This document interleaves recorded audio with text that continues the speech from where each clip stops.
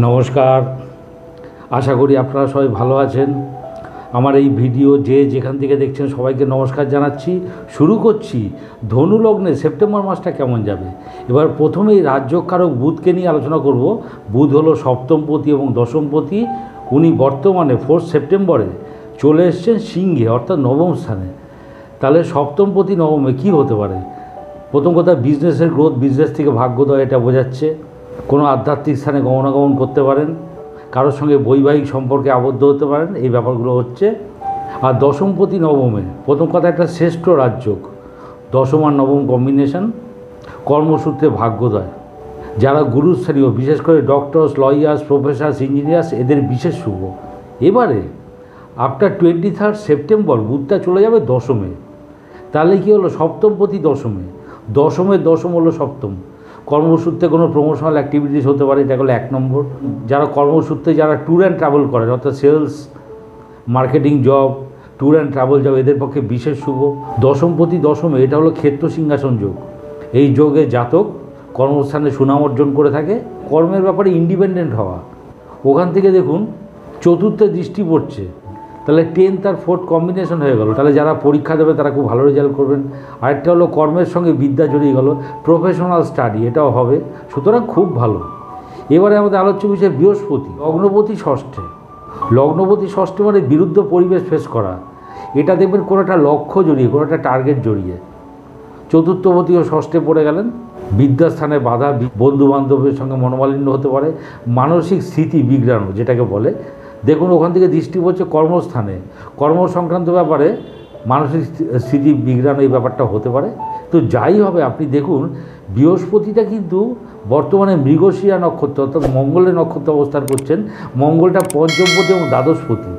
তাহলে কী হলো? কোনো প্ল্যানেট ষষ্ঠে থেকে যদি দ্বাদশপতি নক্ষত্রে অবস্থান করে, এই অবস্ট্রাকশানগুলো ব্যবস্থ হয়ে যাবে। এটা একটা বিপরীত রাজযোগ। এই যা প্রবলেম হচ্ছে, মানসিক অবস্ট্রাকশন যা হচ্ছে কর্মসূত্রে এবং অন্যান্য ব্যাপারে, এগুলো সব কেটে যাবে। এবারে আমাদের আলোচ্য বিষয় হলো শনি। শনির দ্বিতীয়পতি এবং তৃতীয়পতি, উনি বর্তমানে তৃতীয় কুম্ভে অবস্থান করছেন। কথাবার্তায় খুব উদ্যমী হওয়া, এই ব্যাপারটা আসছে। কোথাও সংযোগ, কোথাও কমিউনিকেশন, ওই ব্যাপারে খুব উদ্যমী হওয়া। কোনো রাইটিং বলুন বা কারোর সঙ্গে কমিউনিকেশন, কন্ট্যাক্ট, সেই ব্যাপারে ইন্ডিপেন্ডেন্ট হওয়া। ওখান থেকে দেখুন নবমে দৃষ্টি পড়ছে রবির ঘরে, ওই সূত্র ধরে ভাগ্যোদয়। আবার দেখুন থার্ড লর্ড পঞ্চমে দৃষ্টি দিচ্ছে। হাত দিয়ে কোনো ক্রিয়েটিভ কিছু করা, অর্থাৎ কারিগরি বিদ্যা, এবং সেখান থেকে গেইন করা, এই ব্যাপারগুলো আসছে। শনির অবস্থান খুব ভালো। এবারে আমাদের আলোচ্য বিষয় হলো রবি। রবি বর্তমানে রয়েছেন সিংহে, অর্থাৎ নবমে। 17 সেপ্টেম্বর চলে যাবেন কন্যাতে। তাহলে বর্তমানে নবমপতি নবম, এটাকে বলে চন্দ্রপ্রভা যোগ। এই যোগে জাতক সৌভাগ্যবান হয় এবং জাতকের সুনাম বৃদ্ধি পায়। ওখান থেকে যেমন দৃষ্টি পড়ছে তৃতীয় স্থানে, নিজের, এটা বোঝায় নিজের উদ্যমে ভাগ্যোদয়, এটা বোঝায়। এবারে আফটার 17 সেপ্টেম্বর রবিটা চলে আসছে কন্যায়। কন্যায় এলে কী হবে? নবমপতি দশমে, আবার সেই ব্যাপারটা ঘুরিয়ে আসছে। শ্রেষ্ঠ রাজযোগ, নবম দশম কম্বিনেশন, কর্মসূত্রে ভাগ্যোদয়। যারা গুরুস্থানীয়, অর্থাৎ ডক্টরস, লয়ার্স, প্রফেসরস, ইঞ্জিনিয়ার্স, এদের পক্ষে খুব ভালো। এবং দেখুন ওখান থেকে চতুর্থে দৃষ্টি পড়ছে। নবম স্থান থেকে আমরা উচ্চবিদ্যা দেখি, কর্মের সূত্র ধরে কোনো উচ্চবিদ্যা লাভের সুযোগ, এবং ওখান থেকে আপনি গেইন করবেন অনেক কিছু, অবশ্যই প্রফেশনাল স্টাডি। সুতরাং খুব ভালো রবির অবস্থান এবং ফলাফল। এবারে আমাদের আলোচ্য বিষয় হলো শুক্র। শুক্র হচ্ছে ষষ্ঠপতি এবং একাদশপতি। উনি বর্তমানে অবস্থান করছেন কন্যায়। উনি 18 সেপ্টেম্বর চলে যাবেন তুলাতে। তাহলে ষষ্ঠপতি দশমে কি হতে পারে? এটা হচ্ছে অবস্ট্রাকশনের মধ্য দিয়ে বা বিরুদ্ধ পরিবেশের মধ্য দিয়ে কর্মলাভ, এটা বোঝাচ্ছে। আর একাদশপতি দশমে কর্মস্থান থেকে গেইন করা, কর্মস্থান থেকে অ্যাচিভ করা, এই ব্যাপারগুলো আসছে। এবং দেখুন ওখান থেকে মিনে দৃষ্টি পড়ছে, আপনার বিদ্যার প্রয়োগ হবে এবং সেখান থেকে অ্যাচিভ করা কর্মস্থানে। 18 সেপ্টেম্বর শুক্রটা চলে আসছে তুলাতে, নিজের ঘরে। তাহলে ষষ্ঠপতি একাদশে অবস্ট্রাকশনের মধ্য দিয়ে গেইন করা বা বিরুদ্ধ পরিবেশের মধ্য দিয়ে গেইন করা, এটা যেমনি একটা হচ্ছে। আরেকটা হচ্ছে মায়ের ছোট মাতুল, মাসি, এদের থেকে কোনো কিছু প্রাপ্তিযোগ হতে পারে।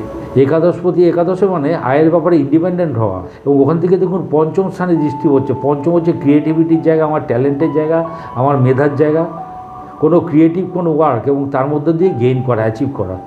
সুতরাং এটাও খুব ভালো। এবারে আমাদের আলোচ্য বিষয় হলো মঙ্গল। উনি 26 অগাস্ট মিথুনে এসছেন।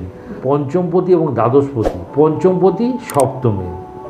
বিজনেসের জায়গায় নিজের মেরিট অ্যাপ্লাই করা, এই ব্যাপারটা তো আসছেই। যারা ম্যানুফ্যাকচারিং বিজনেস করেন তাদের পক্ষে খুব ভালো। কারোর সঙ্গে ভাব ভালোবাসার সম্পর্ক গড়ে উঠতে পারে। ঈশ্বর ভক্তি বা দেবভক্তির প্রকাশ এবং সেই সূত্র ধরে কোথাও যাওয়া, এবং সবগুলোতেই আপনি আপনার লক্ষ্য পূরণ করবেন। কেননা দেখুন ওখান থেকে দৃষ্টি পড়ছে ধনুতে, টার্গেটে। এবারে দ্বাদশপতি সপ্তমে, অতি দূরে ভ্রমণ, এই ব্যাপারটা আসছে। যারা এক্সপোর্ট ইম্পোর্ট বিজনেস করেন তাদের পক্ষে খুব ভালো। কনজুগাল লাইফে কিছু প্রবলেম হতে পারে। ওভারঅল ধনু লগ্নের পক্ষে সেপ্টেম্বর মাসটা খুব ভালো যাওয়া উচিত। ভিডিওটি ভালো লাগলে লাইক, শেয়ার, সাবস্ক্রাইব করুন। সবাই ভালো থাকবেন। নমস্কার।